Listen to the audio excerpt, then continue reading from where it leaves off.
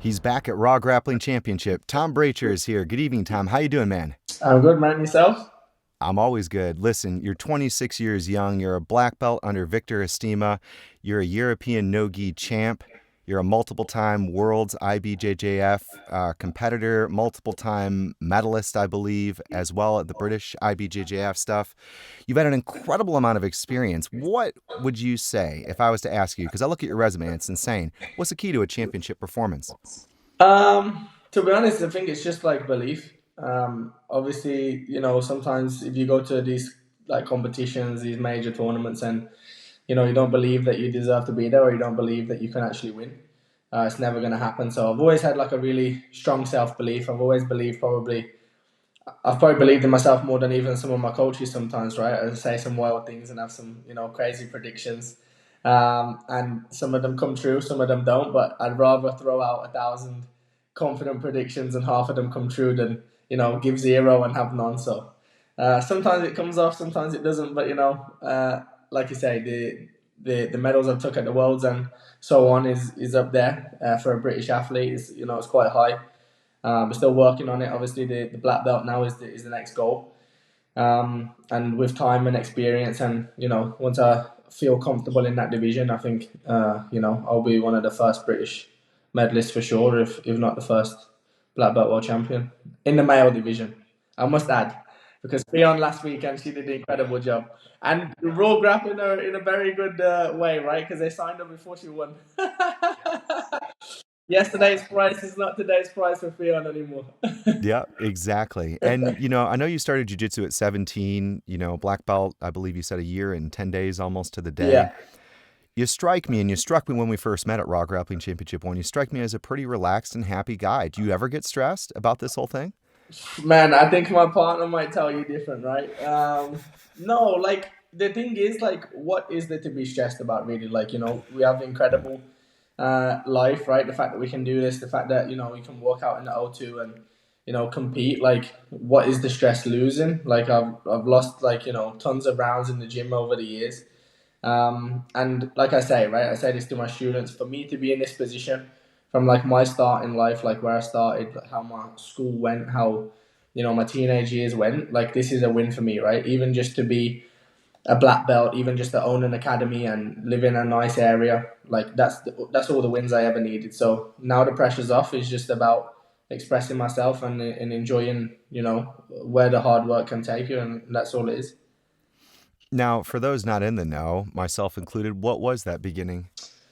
Oh man, it was for my parents probably worse than me, right? Like school wise, I was in and out of different schools, like behavior centers and so on. Like I really didn't get on at school very well. The group of people maybe I used to hang around with wasn't, the greatest of people to be around all the time. Like, we didn't really do what we were supposed to do, and really just like a real lack of direction.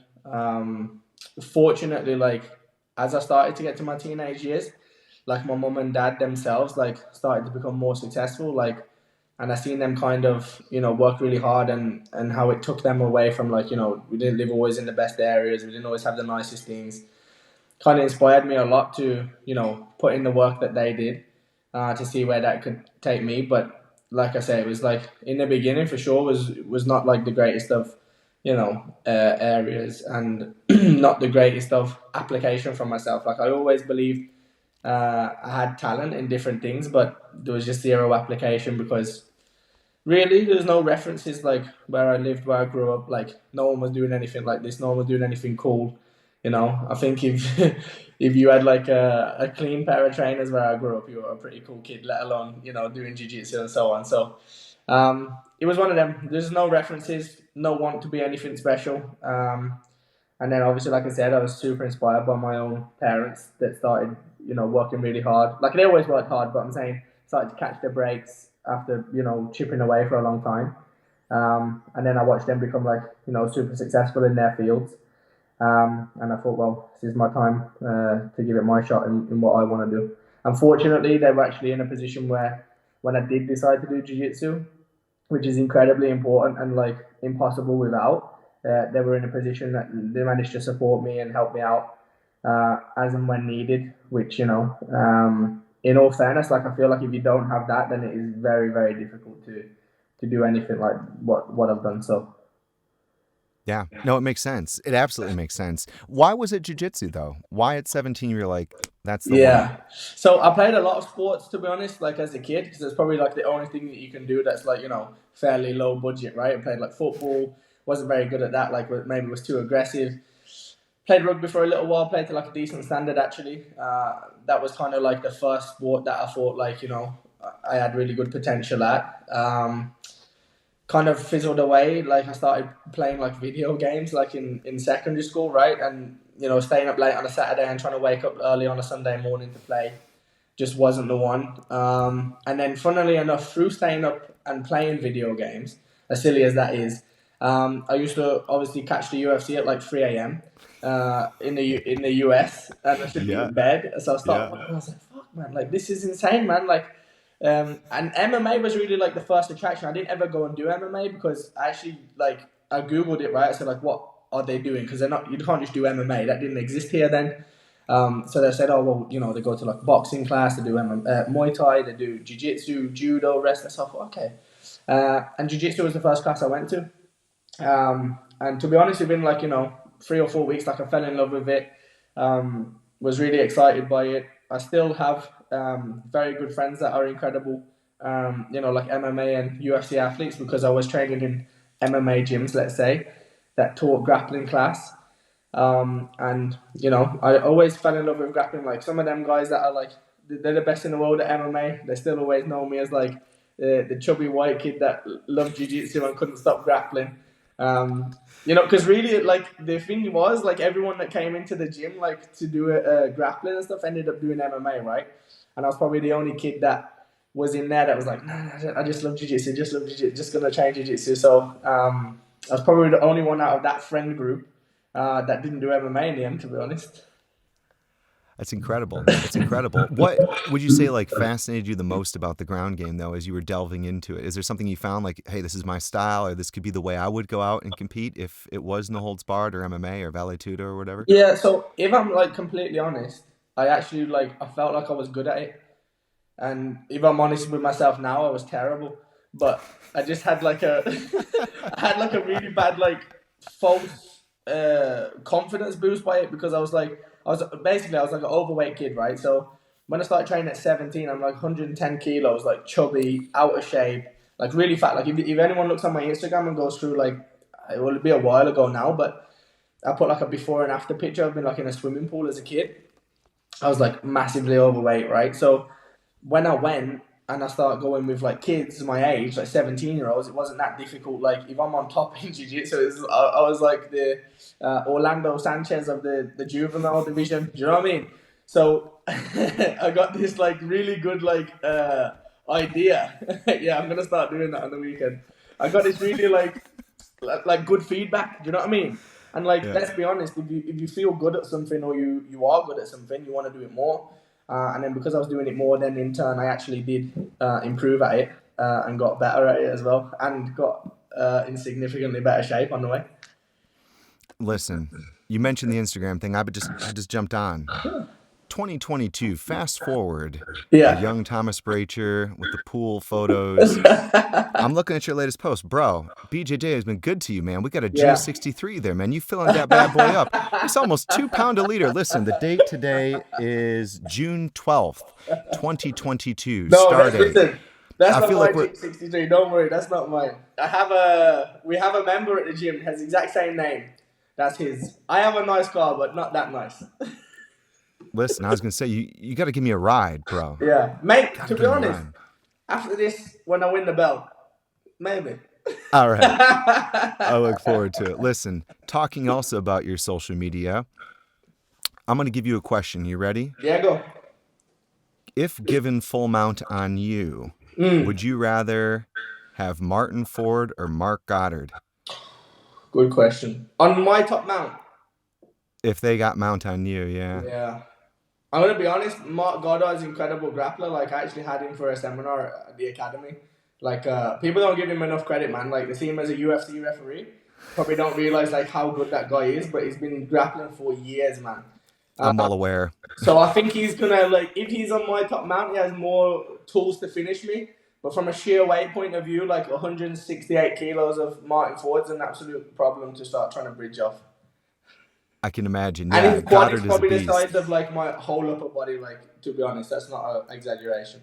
I totally I get it. I know both guys actually, and Yeah, people always talk about it. They're like, "Oh, what were you doing this weekend?" And I was flying to this event, and we rolled, and Mark was there, and how yeah. was that? And it sucked Yeah, terribly. seriously, he's so good, and like he's not like the youngest guy in the world, but the knowledge he has as well. Because obviously from being at a few UFC events and MMA events, like with some of the guys that compete, um, when you're there right for the week, you don't really have a lot to do. Especially when I was there during like the quarantine periods, like you're not allowed to leave the hotel, right? So a lot of the sessions you do because everyone wants to train, everybody competes like to a certain level or whatever. So you actually just train everybody in the hotel. Obviously not the opponent's team, but like everybody else, like blue corner's team are all in one training room.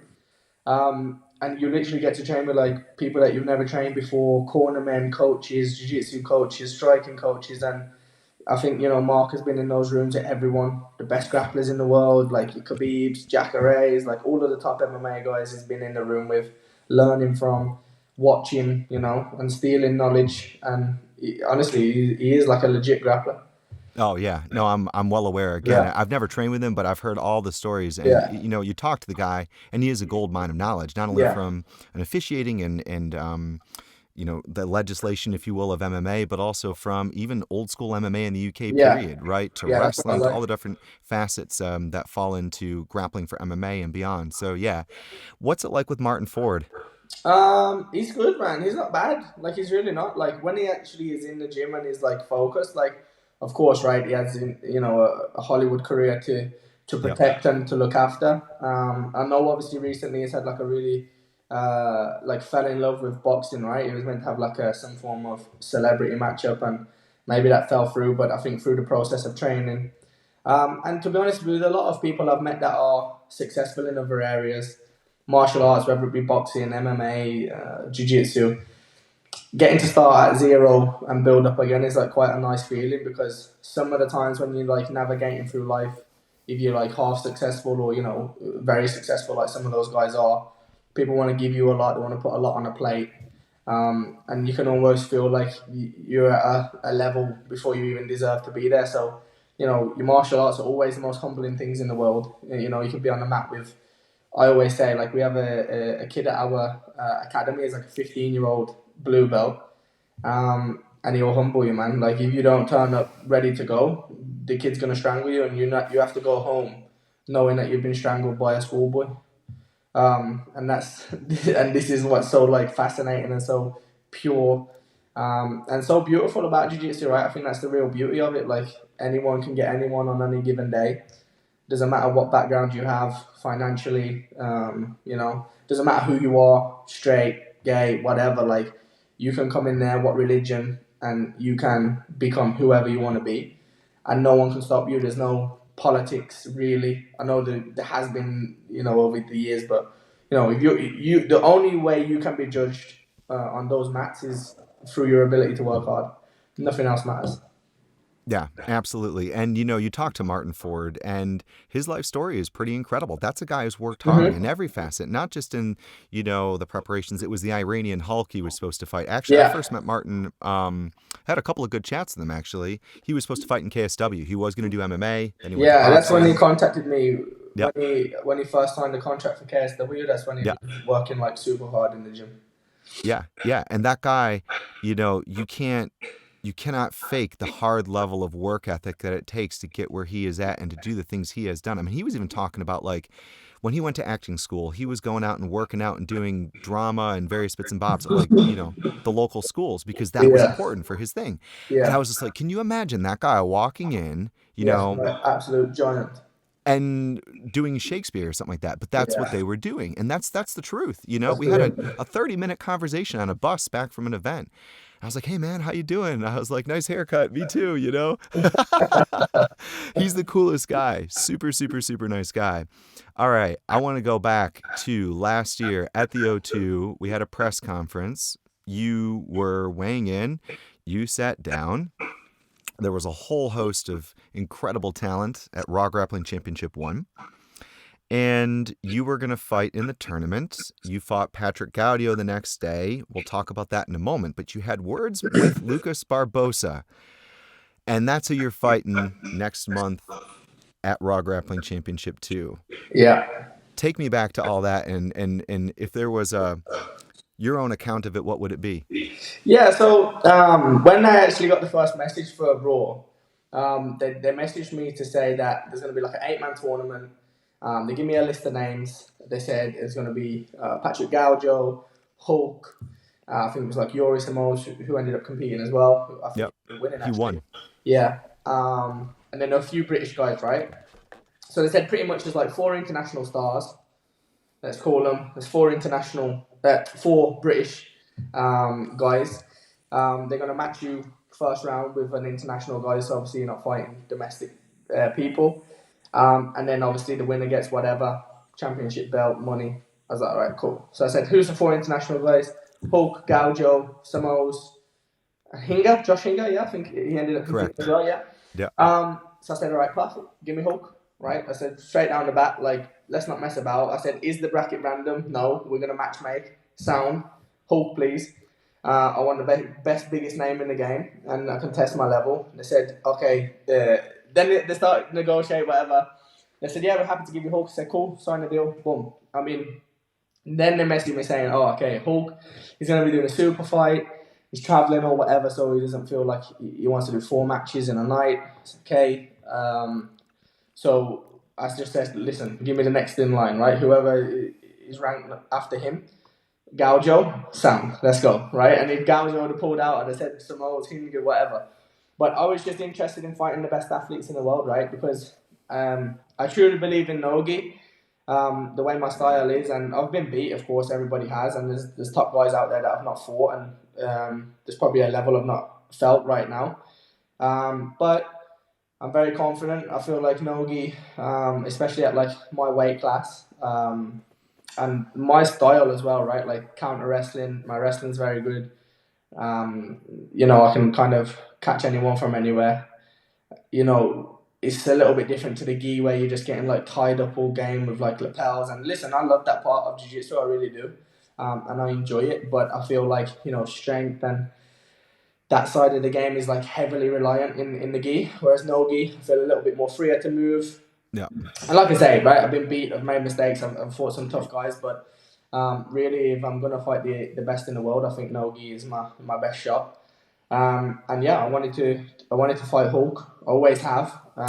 He knows as much as I do that I was a big fan of his while I was going through jiu-jitsu. Like, I'm not afraid to say that. Like, I've been a fan. I've watched him have an incredible career, and I always was inspired by his style.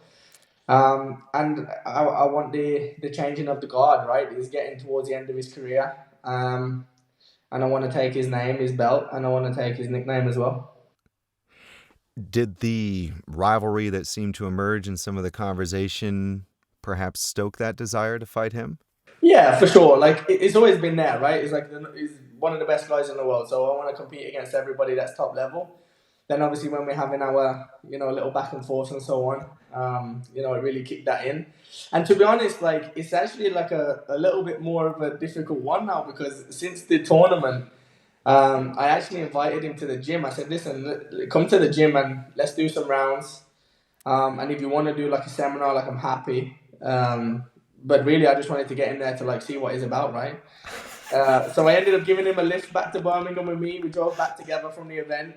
We hung out a lot, we chatted a lot, and obviously we got a lot in common, like, weirdly, and ended up becoming like almost like good friends, right? We FaceTime each other, WhatsApp each other, like, about our academies and so on.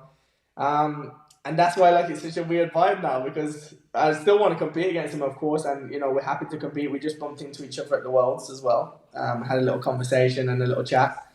But it's a very respectful. It's a very respectful match, in my opinion. Like, I respect him a lot, and I'm hoping to earn and gain his respect. We had some really good rounds at the gym, and obviously they're gym rounds, so they are what they are. But it was for my members and for the academy, like fucking hell, that was a free preview that was gonna sell many tickets to them guys because they seen it go off a little bit in there, and we had like a really tough war. So I'm excited. And the thing is, I actually seen a post on his Instagram the other day of him training in the gym, like working out pretty hard. And I was like, what an incredible position or feeling as, being a kid that I am and being looking up to this guy, that he is training so hard and taking it so serious to compete against me, then I must be doing something right. And obviously, maybe that's from the feedback from the rounds that we did at the gym, that he feels he needs to train hard and be prepared for it. He's not just walking into it expecting to beat me because of who he is. And really, like, that's all the respect that I can ask for. Yeah, amen. That's the beauty of sport, right? That's the Yeah. beauty of why we want to go out there and prove everything to ourselves and to each other. And what would you, if I was to ask you, could you reveal anything to people watching this? Any technical insight into those gym rounds? What would it be? Yeah, so I let him teach his seminar first. I just soaked it all up, I was watching, I was learning. We did a little bit of specific from the position he was coaching that night. I managed to take on his details very well, let's say that. And we had some really good specific with each other on like his What was body it? lock pass. What Like position body was lock it? pass. So we was working a lot on his body lock pass. And then we did some normal free sparring rounds after that. And yeah, like, I felt great. I really did. Like, I felt good with him. I know his strengths anyway. I feel like I know a few of his weaknesses, and I'm sure he knows a few of mine. But was good feedback for me. And when you know it's possible, the confidence you get from that is huge. So I know I can beat him, and I know he can beat me too, and he knows he can beat me. But I only need to know that I can beat you, and I'm good. I know I can do it. I think they made a movie about that. It was Any Given Sunday. I think it was an NFL or a football film, but we'll call it jiu-jitsu. Sunday, July 3rd, Yeah. Raw Grappling Championship. You'll be taking on the Hulk. Take me back to the Gaudio fight. What'd you learn from that one? That one at Raw Grappling Championship 1. I learned that the three referees don't really know what the rules were. In my opinion, that was the best. That was the performance that I needed.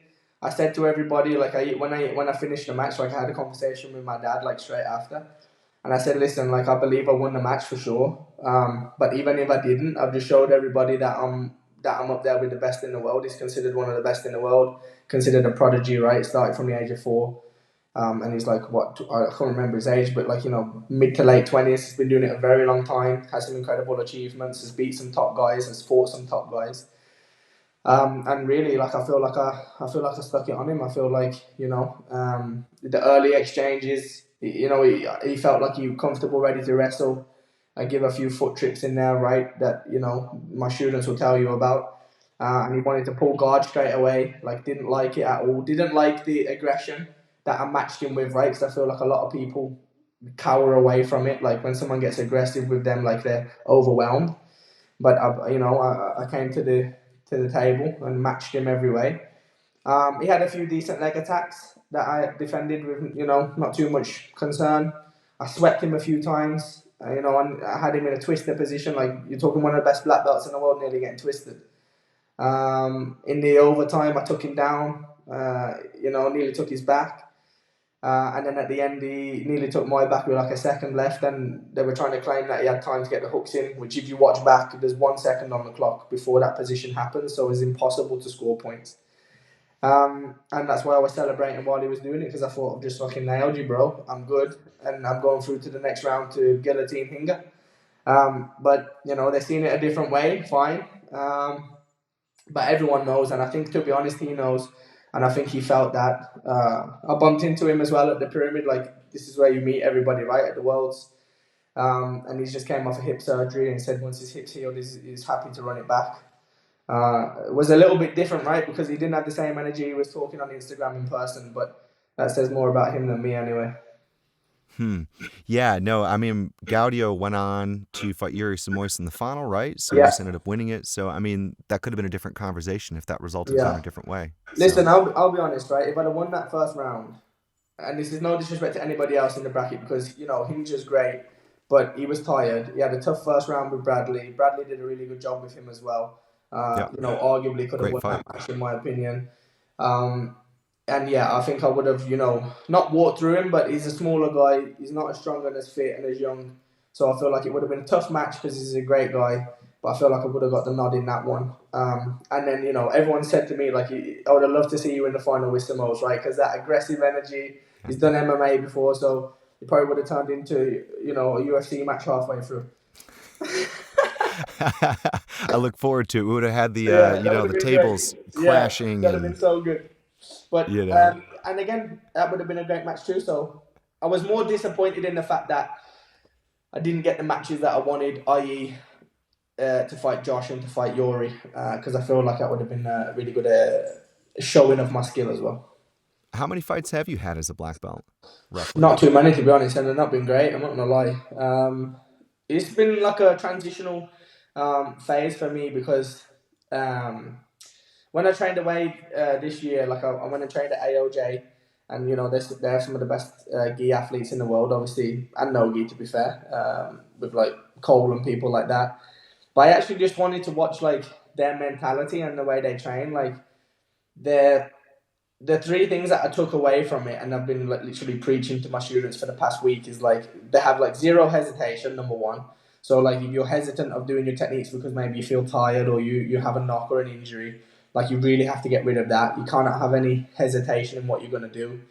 To be like very intentful, so you're not just making grips or grabbing positions or going for things like just for the sake of it because you feel you have to. You have to have a pathway and an intent and a confidence, and the confidence is going to come from having the first two in check because if you're intentful and you're not hesitant, things tend to pay off. Your passes seem to stick, your wrestling seems to work, your submissions seem to get closer, and I think that mentality and being around those guys and kind of having that shift was a blessing because I've always been quite reactional. I've always been quite reaction based fighter, right? Like, and somebody goes to something, like react to it. But sometimes when they do that, it can be too late or too far gone to come back from. Especially in the gi. No gi, I've always been a bit of a different player because I train with a lot of MMA guys. I train with a lot of guys that are really dominant in position. Maybe don't have the submission threat of jiu-jitsu guys, but the positional control that they have is so good.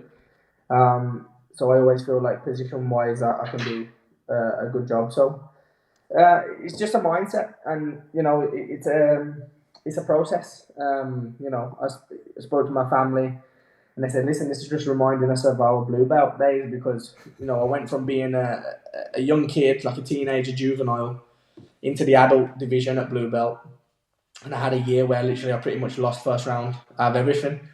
And then once I come out of that year at blue belt, like I smashed everything, bar the worlds, like won everything I could. Purple belt, won everything I could. And then from purple until brown, every major tournament that I went to, I managed to reach the finals and medal. So I either got bronze, silver, and I lost to two of the best guys in the world, which was Pedro and Jimenez. So it's just one of those where I feel like a year maturing into the belt, maturing into my own game and my own processes, and we'll be there with some of the elite. But it's like it's not even really like a if. Like I've sat there and I've lost matches, and people go, "I'm not bothered," because it's like a when. It's not if I'm going to win or if I'm going to be elite. It's like when. And I'm 26. I'm very young. You know what I mean? I know. Some of these kids, they're 22s, 23s, and they're smashing it on the world, and like great. I'm so happy for you that that's you, but I'm 26. I'm young. I've got another 6 to 8 years of competing at black belt. I'm in the heavier weight classes, which I feel like is more age dependent too. Unless you look at the Caymans, but his hairline's 40 years old, so that's what it is. And there we go, and I'll be there. Yeah, I mean, I think you are there, man. I think you are at an elite level. Look where you're going to be next month. And I love it, man. No hesitation, solid intentions, confidence. And let's add something to that. How about persistence? It sounds to me like that's a key thing on your side, no? But that's like a given, right? If you don't have that, you're not going to have anything. If you don't have consistency, you don't have your persistence, like you can forget it because this is a long journey. You're plugging away.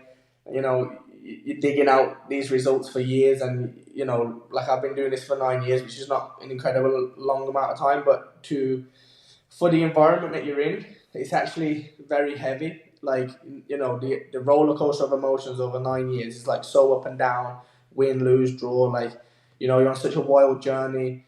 And I think that I actually watched a podcast about some guys that were like YouTubers that did like a really, they're high level YouTubers, and they're like, paid really well. And I'm not paid to their level, trust me, there's not that money in jiu-jitsu. But there was like a conversation that they were having where they were saying, like, because you're always like searching for the next level, and you're always pushing to be the next best, and like, like, and I just attribute it to my belts. Like, blue belt, I want to be the best in the world. Then you start at the bottom at purple, and then you get to the top at purple, and then you go up to brown, and then you start all over again, and then brown, and then black, and then, like, because you're always like constantly restarting, you're always aiming for this like next level and being the best. That sometimes, and a lot of the times, and something I've felt, that you miss these little small levels and these little small, wins and feedback, and sometimes you can actually get distracted by it and not take like any enjoyment out of it, and it can be quite hard on your mental and quite hard on yourself. And really, like I said, when I actually sit down and I say I'm 26 years old, I have two beautiful kids, a great partner, I have a nice house, a nice car. From where I came from, I've won already, right? So there's no pressure to win. There's no pressure to be the best in the world. And if it happens, which I truly believe it will because of my work ethic and work rate, great. But I've already won by being in this position. So for me now, it's like a pressure off. I took the pressure off, and that I truly feel when the pressure's off, that's when you're the most dangerous, because you can express yourself. You're free to be who you want to be, and you're free to try your best and see what results you can get. Is it tough being coach, competitor, father, everything else? You probably have, I think, 2 gyms, right? Is it? Yeah. So really, it is hard, and it's a really hard balance, right? But thankfully, like, my partner with the kids is incredible. Like, she looks after them. Like, she's, man. When I'm training, like, I'll be honest, like, I don't really have never really woke up in the night with them. Never had to. If they wake up super early, she's like downstairs with them, like with the doors closed, so I can rest. So, like, on that part, like, she's incredible. So with that, like, I can't ask for any more. With my students, again, when it's like competition time, I have incredible coaches there that help me out, give me the freedom and the time now to prepare for tournaments and to take a step back in the coaching roles when I'm there. So I do have it.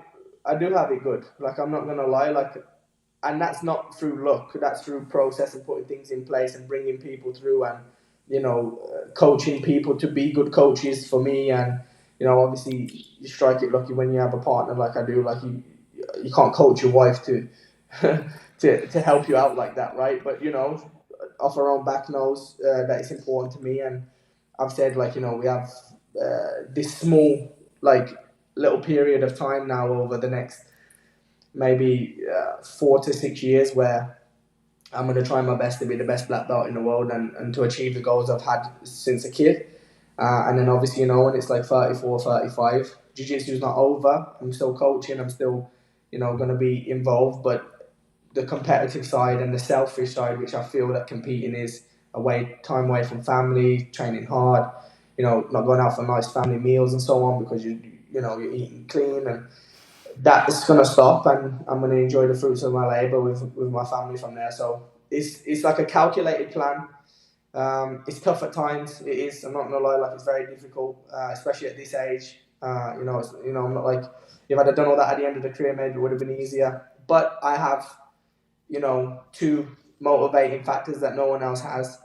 I have two kids on my phone screen that if I look at in a tough session, I can push harder than anybody else in the world. And I really have that, like, do or die spirit for them. It's beautiful, man. It's beautiful. There's a holistic beauty to what you said, and it's Yeah. It's inspirational to hear these stories. It's somebody at 26. Man, if I think about what I was doing at 26 and I hear this, it's picture I know, perfect, and then man. 36 is the new 26, right? So I'll be I am finished in time, 36. and but this is my point. I'll be finished in time to still enjoy like an incredible life. Hopefully, it's not like Yeah. you're gonna be way over the hill. Like 36 is not that old. Like it's really not. So this is like my teenage years to get it out the way and see what damage we can do on the way. Thank you, Thomas. I don't feel too bad at 36. I'm, You I'm all right, should. You look great. Thank you, man. No, Honestly. I appreciate it. I appreciate it. Listen, two more things for you, buddy. First of which, we're hoping to get Lucas Barbosa on and you on maybe in a week or so and have a Yeah. little chat. Let's Before he go. before he gets on, what have you got to say to him? You know what? Listen, I keep it 100 at all times, right? Like, he's an incredible athlete, really good guy. Like, I like him. I hung out with him and his wife. We had a really good time. But when we shake hands and we bump fists in the middle of the O2, it's game on, right? And all the respect for you that I have is out the window when we go to fight, and I'm sure it will be on his side. It's going to be one of the most exciting matches anyone's ever seen. Like I said, the preview to it, the fact that we've got a little bit of a read on each other, the styles that we have, right? We're both aggressive. We both want to win. It's not going to be somebody shying away from it. There's not going to be somebody pulling guard and all this. And I'm not against guard pullers. I'm just saying that there's not going to be any softening of position. Like, if it goes, it goes. And we're going to keep building and building until one of us manages to get the win. There's a belt on the line. There's money on the line, you know. And I'm going to do everything I can to win. And he's going to do everything he can to win. And it's going to be brilliant. And, if I beat him, amazing, and I'm going to be happy. I truly believe I'm going to do that. I'm sure he truly believes he's going to beat me. And at the end of the day, all jokes aside, like, it's 100% respect from me and him. I shake his hand at the end, regardless of result. And really, as well, I'm thankful for the opportunity. He doesn't have to take the match with me. He can dictate who he wants to fight, when he wants to fight them. And give me that shot, give me that chance. And I'm going to take it with both hands. And to all of the people coming to watch you in person in London, and to everyone else watching on Flow, and to our streamer on YouTube, and to people watching this interview right now, what have you got to say? I'm just excited to be there. I really am. I'm going to put on a show. If you watch me on the first event, you'll know that I bring it. I'm not just sitting here talking and then coming to the event and shying away from it. The walkout's going to be a good one. I'm excited for that. The weigh-ins are going to be fun. The press conference is going to be fun. I'm always going to be keeping the entertainment value. But with all of that said, and with all of that, that people know about me, there's a serious amount of talent. There's a very good underlying level that I have. I feel like I can beat anybody in the world on any given day. And if I perform to 100% of my ability on the night, I think everyone will be blown away at what I can do and how the match goes, because let's be realistic, no one's going to give me a shot. I wish somebody would take some odds on it. I really do. I wish we could bet on this, because I would be sending all of my members there with £1 and I'd be doing all right, Bonus question for you. We spoke about it before we started the interview. There's a bunch of great matchups on this card at Raw Grappling Championship, Incredible July match. 3rd. If you have anybody, or maybe a couple of athletes, or one matchup that you're interested in watching out for, what's Thomas Bracher's match to look out for? Man, you put me on the spot. I don't know. No, I'm joking. If I'm going to watch a match, in all honesty, the best match on the card, in my opinion, is going to be Fionn. Just got off a win and being world champion. Massive respect and congrats to her. She's doing an incredible job for British jiu-jitsu and really flying the flag in the women's sport. It's very inspiring. So I'm really looking forward to her match. I think she's going to do a really good job. And I like to watch her Nogi, actually. She fought Kendall not long ago. I was there helping Kendall out, but they're friends now, weirdly. But I watched her match there, and Nogi, I do like to watch her Nogi because she does a lot of different things. I feel like she's stronger in the gi, if I'm honest. And she got a very tough opponent, so I'll be very interested to see how she gets on. And other than that, there's 3 other fights on the card, right? 3 massive fights. right? So Go. we have Corey Cooper is going to be fighting Owen Jones, who's like a blue belt world medalist, and Corey's going to bring it home, of course. We How? have Carla Prediction. Kime. Hold on. Give Go me the go go prediction on. against Owen Jones. How's it going to go down? Owen's gonna get triangled like he did at Worlds. All right. Number 2, give me He's your gonna predictions. hate me. He's hating me for that, bro. Look, when this goes out, the DMs, man, bad. Yeah, Corey's gonna smash him. Then we have Carla Kime. I don't know who he's fighting yet. Ex-professional footballer, one of the baddest bastards I know, strongest teammate in the gym.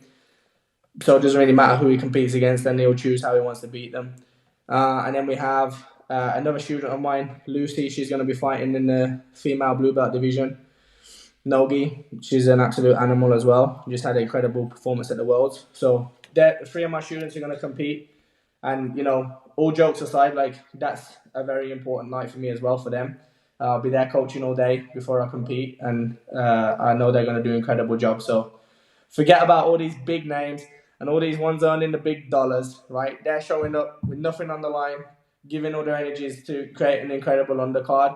And you cannot have anything but respect for people that put it on the line like that. So them three is going to smash it for sure. And Owen, I was joking, okay? So I know you already typed out your message already. I was joking, relax.